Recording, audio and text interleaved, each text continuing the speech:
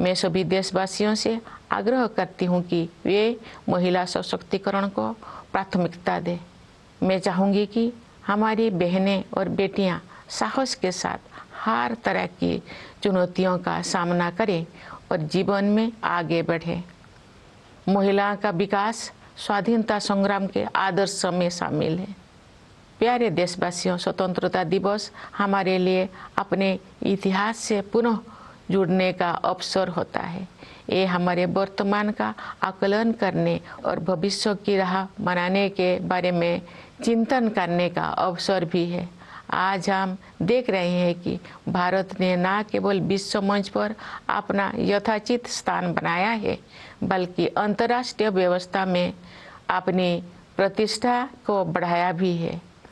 अपनी यात्राओं और प्रवासी भारतीयों के साथ बातचीत के दौरान मैंने अपने देश के प्रति उनमें एक नया विश्वास तथा गौरव का भाव देखा है। भारत पूरी दुनिया में विकास के लक्ष्यों और मानवीय सहयोग को बढ़ावा देने में महत्वपूर्ण भूमिका निभा रहा है। भारत ने अंतर्राष्ट्रीय मंच पर अग्रणी स्थान बनाया है तथा G20 देशों की अध्यक्षता का दायित्व भी संभाला है।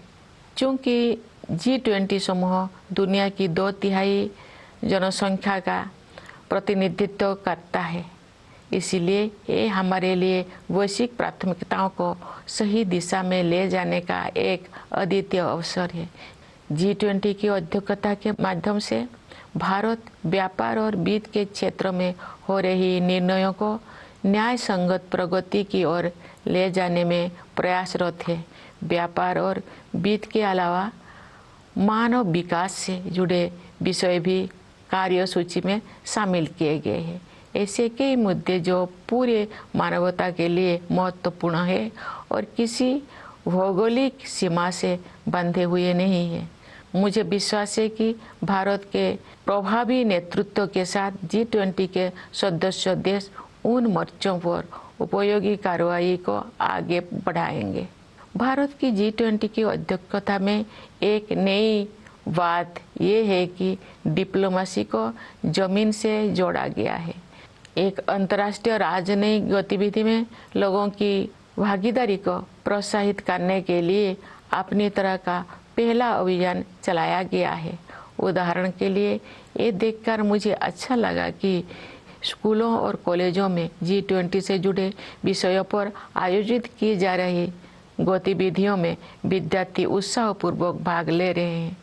G20 से जुड़े कार्यक्रम के बारे में सभी नागरिकों में बहुत उत्साह देखने को मिल रहा है।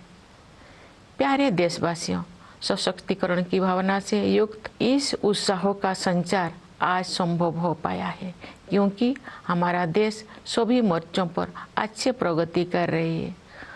मुश्किल दौर में भारत की अर्थव्यवस्था न केवल समर्थ सिद्ध हुई है, बल्कि दूसरों के लिए आशा का स्रोत भी बनी है।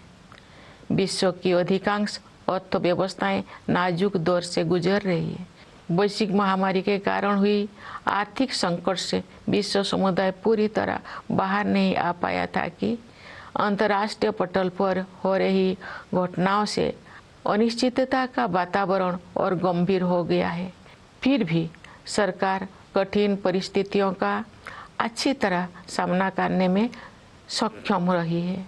देश ने चुनौतियों को अवसरों में बदला है और प्रभावशाली GDP ग्रोथ भी दर्ज की है। हमारे अन्नदाता किसानों ने हमारी आर्थिक वृद्धि में महत्वपूर्ण योगदान दिया है। राष्ट्र उनका ऋणी है। वैश्विक स्तर पर मुद्रास्फीति यानी इन्फ्लेशन चिंता का कारण बनी हुई है, लेकिन सरकार और रिजर्व बैंक इस पर काबू पाने में सफल रही है। सरकार ने जनसामान्य पर मुद्रास्फीति का अधिक प्रभाव नहीं पड़ने दिया है और साथ ही गरीबों को व्यापक सुरक्षा कवच भी प्रदान किया है। वैश्विक आर्थिक विकास के लिए दुनिया की निगाहें आज भारत पर टिकी हुई है। आज भारत विश्व की 5वीं सबसे बड़ी अर्थव्यवस्था बन गया है। विश्व में सबसे तेजी से बढ़ रही बड़ी अर्थव्यवस्था के रूप में भारत विश्व की तीसरी सबसे बड़ी अर्थव्यवस्था बनने की ओर अग्रसर है। हमारी आर्थिक प्रगति की इस यात्रा में समावेशी विकास पर जोर दिया जा रहा है। निरंतर हो रही आर्थिक प्रगति के दो प्रमुख आयाम हैं। एक और व्यवसाय करना आसान बनाकर और रोजगार के अवसर पैदा करके उद्यमशीलता की संस्कृति को बढ़ावा दिया जा रहा है। दूसरे ओर जरूरतमंदों की सहायता के लिए विभिन्न क्षेत्रों में पहल की गई है तथा व्यापक स्तर पर कल्याणकारी कार्यक्रम चलाया जा रहे हैं। वंचितों को वरीयता प्रदान करना हमारी नीतियों और कार्य के केंद्र में रहता है।